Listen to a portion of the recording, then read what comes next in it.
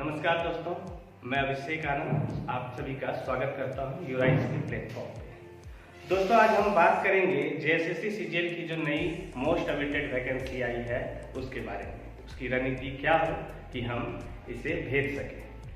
दोस्तों, ये most awaited vacancy है, इसलिए इसे हमें बहुत ही सीरियसली लेना होगा। इस मतलब कि हम लोग जो है झारखंड के युवा जो है काफ़ी समय से इंतजार कर रहे हैं इस वैकेंसीज की, लेकिन ये वैकेंसी लगभग 5-6 साल बाद आई।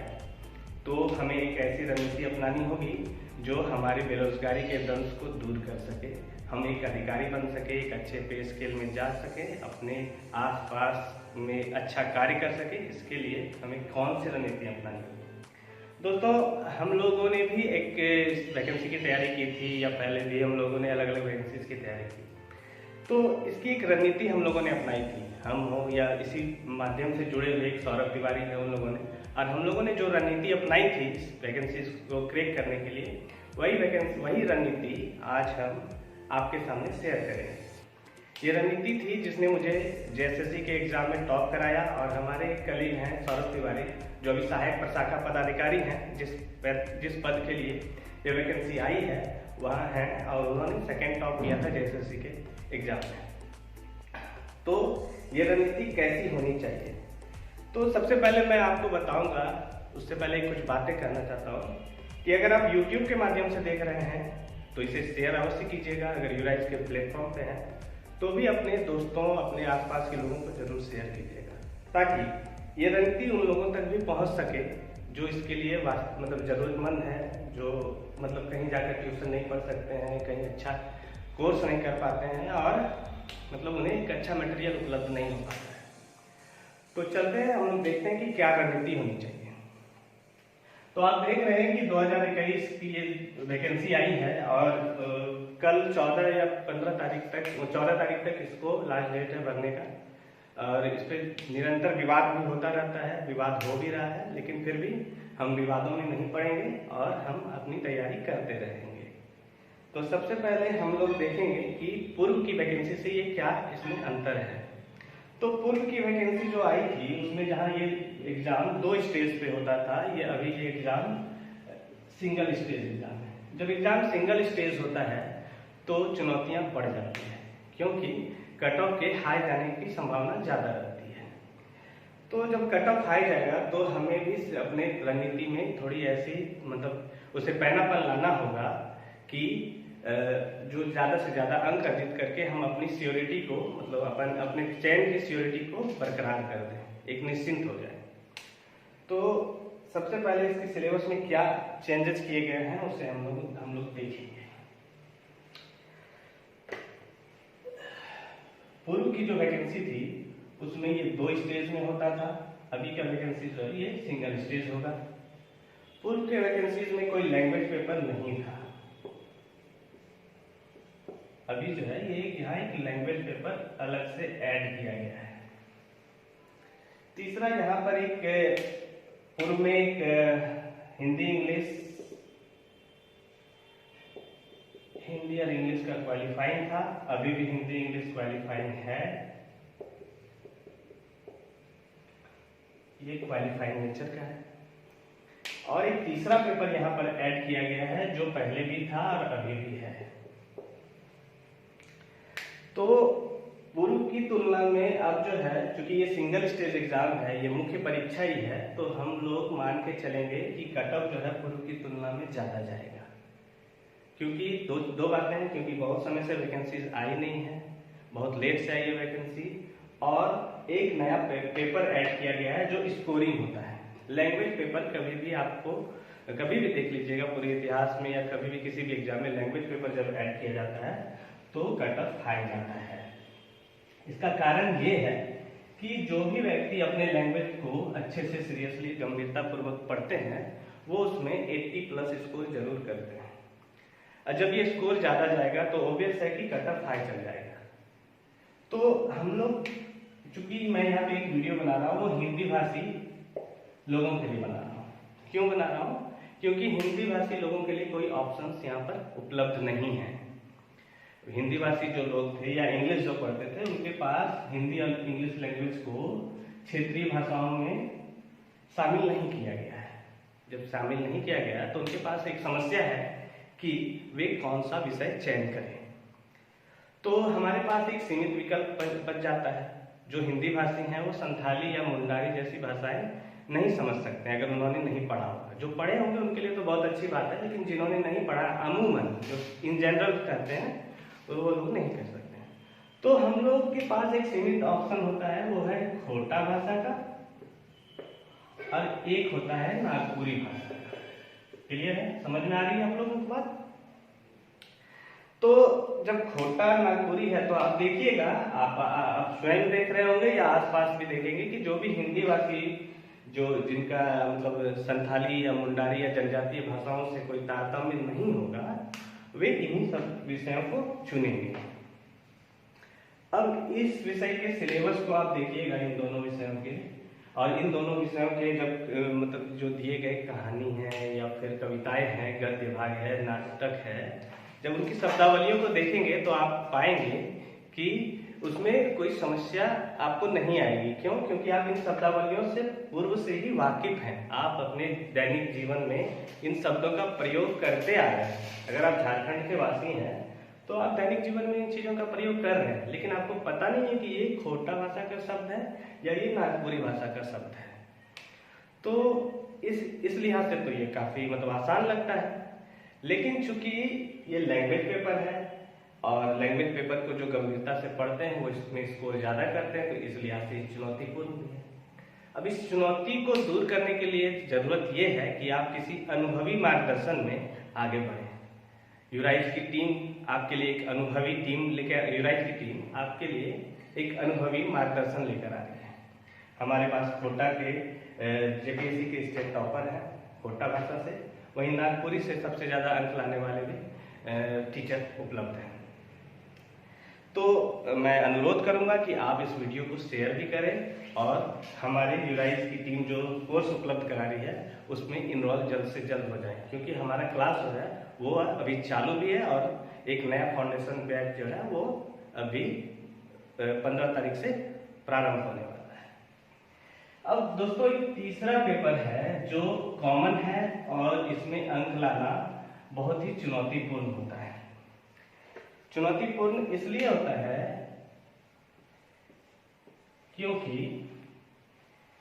ये इसका जो रेंज होता है वो बहुत बड़ा होता है। जीएस जो होता है वो बहुत ही बड़े सिलेबस को कवर करता है।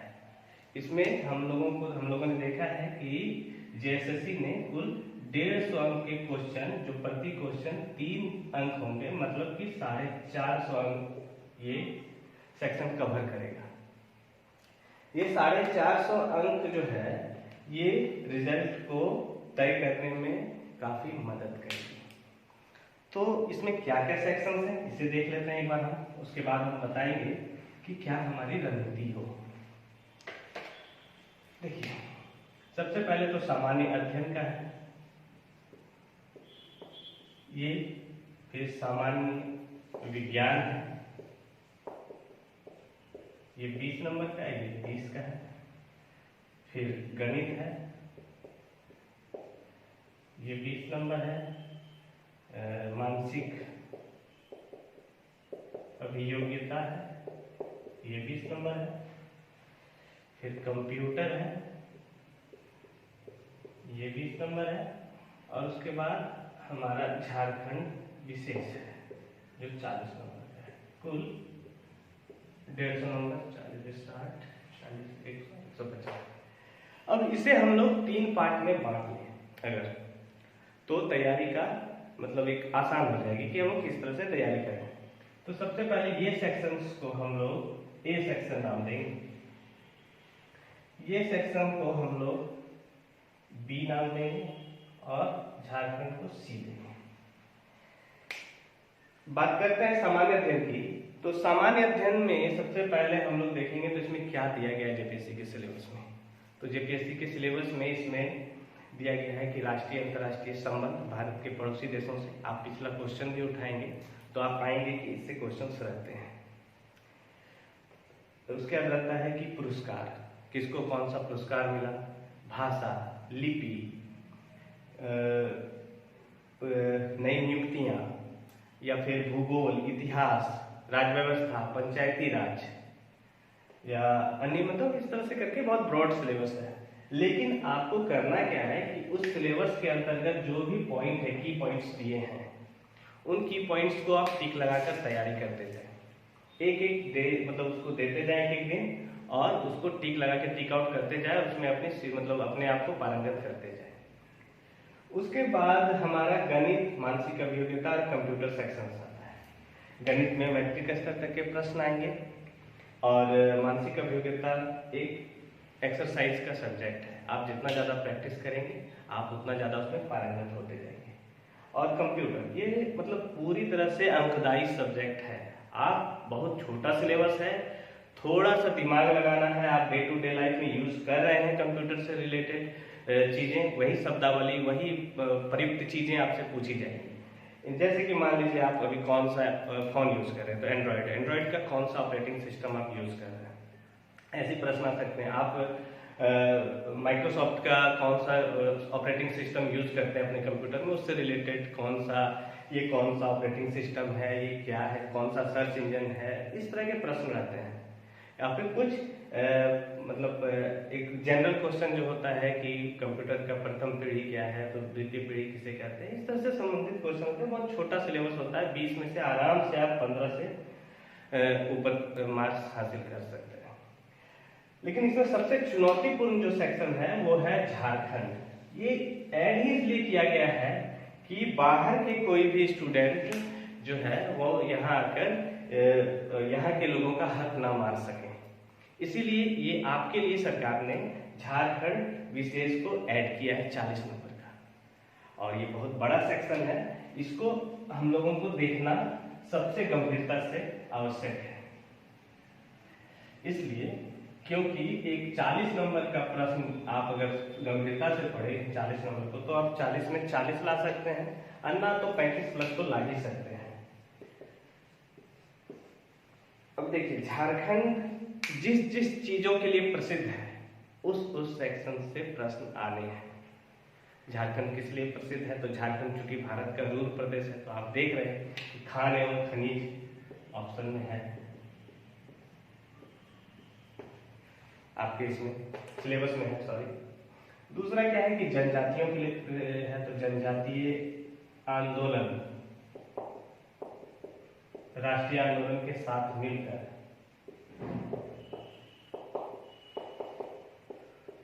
ये एक मेजर रोल प्ले करेगा। इस सेक्शन से बहुत सारे प्रश्न रहेंगे। उसके बाद झारखंड का भूगोल, वन, पर्यावरण, संस्कृति। झारखंड की संस्कृति अनूठी है। इस संस्कृति में बहुत सारे तत्व हैं जो प्रश्न बन सकते हैं, जैसे कि लोक नृत्य है, लोकगीत है, चित्रकारी है, और भी बहुत सारे सेक्शंस हैं। तो हम लोग इस चीज को कैसे टैकल करें, किस तरह से इस अभेद किले को भेदे ताकि सफलता प्राप्त कर सके, अधिकारी बन सके हम झारखंड में, इसलिए आवश्यकता है कि आप काफी गंभीरता से प्रयास करें। झारखंड सीजीएल हम यूराइज जो है, यूराइज एकेडमी का आप लोगों ने नाम सुना होगा, और यूराइज जो है पहले से ही मतलब सिविल सर्विसेज के माध्यम से सिविल सर्विसेज के लोगों को, सिविल सर्विसेज की तैयारी करने वाले छात्रों को वो प्लेटफॉर्म उपलब्ध करा रही है। इसका पुराना इतिहास है। इसने बहुत सारे छात्रों को पीसीएस में अच्छे स्कोर करने के लिए प्रेरित किया और अच्छा एक स्कोर, एक अच्छा सिलेक्शन दिया है। अब चूंकि यूराइज पहली बार इस तरह के वनडे एग्जाम में उतर रही है, तो चुनौती कुछ हमारे पास भी है, इसलिए हमने एक ऐसी टीम खड़ी करने का प्रयास किया है जो आपको सफल करा सके, सफलता दिला सके। तो मैं ये आप लोगों से एक बार फिर से अनुरोध करूंगा कि आप यूराइज के प्लेटफॉर्म पे अवश्य आए। अगर यूट्यूब पे वीडियो देख रहे हैं तो उसे शेयर करें और हमारे साथ जुड़ें। हमारी टीम आपके लिए पूरा प्रयास करेगी। धन्यवाद।